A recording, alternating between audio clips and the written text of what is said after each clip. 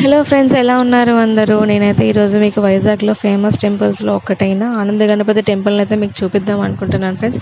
మనకి వినాయక టెంపుల్స్ మెయిన్‌గా వైజాగ్‌లో బాగా ఫేమస్ అయినవి ఏంటి అంటే ఒకటి సంపత్ వినాయక్ టెంపుల్, ఇంకొకటి ఆనంద గణపతి టెంపుల్ అనమాట. సంపత్ వినాయక్ టెంపుల్ అయితే మనకి ఆసిల్మఠ జంక్షన్‌లో ఉంది. అండ్ ఈ ఆనంద గణపతి టెంపుల్ అయితే మాత్రం కేజీహెచ్ రోడ్‌లో, రైల్వే వీధి రోడ్‌లో అయితే ఉందన్నమాట.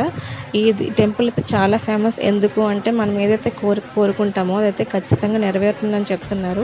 ఆ కోరిక నెరవేరిన తర్వాత ఈ ఆనంద గణపతికి బెల్లంని అయితే సమర్పించాలి. సో ఈయనకి ఇంకొక పేరు ఏంటి అంటే బెల్లం వినాయకుడు అనమాట. ఇది యాక్చువల్గా శివాలయం, కానీ ఈయన బాగా ప్రసిద్ధి చెందడంతో ఇదైతే బెల్లం వినాయక టెంపుల్ అయితే అందరూ ఆ పేరుతోనే పిలుస్తున్నారు. ఈ టెంపుల్ అయితే వీడియో కూడా అసలు తీయకూడదంట, ఫొటోస్ కూడా తీయనివ్వట్లేదు.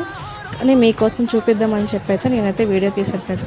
అన్ని వినాయకుడికి ఎడం వైపు తొండం ఉంటే ఈ